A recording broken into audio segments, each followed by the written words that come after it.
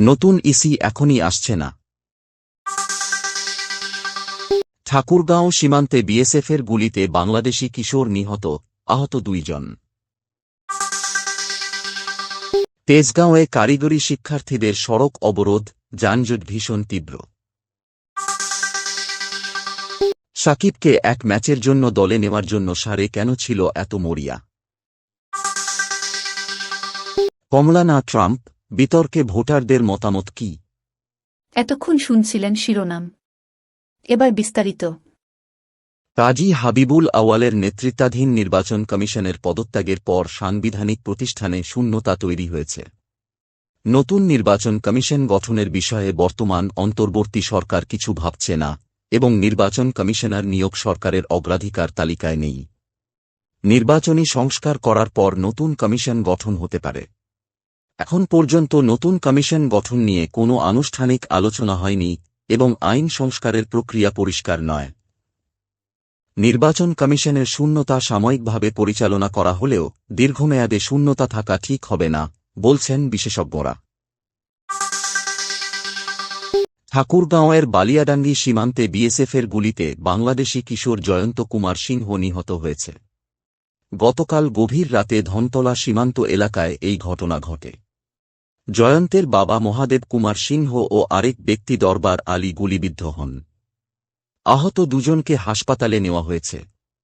BSF সদস্যরা জয়ন্তের লাশ নিয়ে গেছে এবং সীমান্তে 16 জন বাংলাদেশি আটক হওয়ার খবরও পাওয়া গেছে। বিজিবি বিষয়টি যাচাই করে প্রয়োজনীয় ব্যবস্থা নেবে।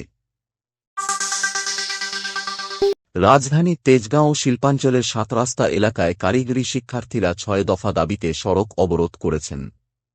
এতে ফার্মগেট থেকে শাহবাগ পর্যন্ত এবং আশপাশের সড়কগুলোতে তীব্র যানজট সৃষ্টি হয়েছে।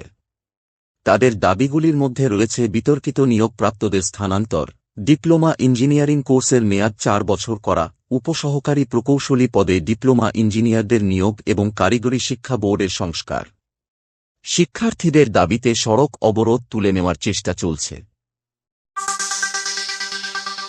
বাংলাদেশ দল পাকিস্তান সফর শেষে 3 সেপ্টেম্বর দেশে ফিরেছে এবং 15 সেপ্টেম্বর ভারতের বিপক্ষে সিরিজ খেলতে ঢাকা ছেড়ে যাবে।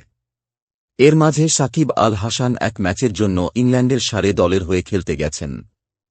সারে সাকিবকে কেন এক ম্যাচের জন্য পেতে এত মরিয়া ছিল? আসলে সারে দলের অনেক খেলোয়াড় বর্তমানে আন্তর্জাতিক খেলায় ব্যস্ত, যার কারণে তারা খেলোয়াড় স্বল্পতায় ভুগছে। বিশেষ করে 2 স্পিনিং অলরাউন্ডারের অভাব এবং সাধারণ খেলোয়াড়দের অভাবের কারণে সারে সাকিবকে এনে তাদের সংকট সামাল দিতে চায়। সাকিবের অভিজ্ঞতা ও স্কিলের জন্য সারে তাকে এক ম্যাচের জন্য হলেও পেতে চেয়েছে। মঙ্গলবার যুক্তরাষ্ট্রের প্রেসিডেন্ট নির্বাচনের বিতর্কে ডেমোক্র্যাট প্রার্থী কমলা হ্যারিস ও রিপাবলিকান প্রার্থী ডোনাল্ড ট্রাম্প প্রথমবারের মতো মুখোমুখি হচ্ছেন। বিতর্কের আগে মার্কিন ভোটাররা আলোচনা করছেন, কমলা কি ট্রাম্পকে সামলাতে পারবেন নাকি ট্রাম্পের আক্রমণাত্মক বক্তব্যে নিজেই বিপর্যস্ত হবেন। ফ্লো এবারহার্ট নামক এক ভোটার মনে করেন ট্রাম্প সুবিধাজনক অবস্থানে আছেন, কিন্তু জ্যামিলা স্কেলস নামক একজন কমলার প্রতিযোগিতামূলক দক্ষতায় আশাবাদী। অন্যদিকে ট্রাম্পের সমর্থক জিমি ট্যাগার্ট মনে করেন কমলার বিরুদ্ধে ট্রাম্পকে নতুন কৌশল অবলম্বন করতে হবে।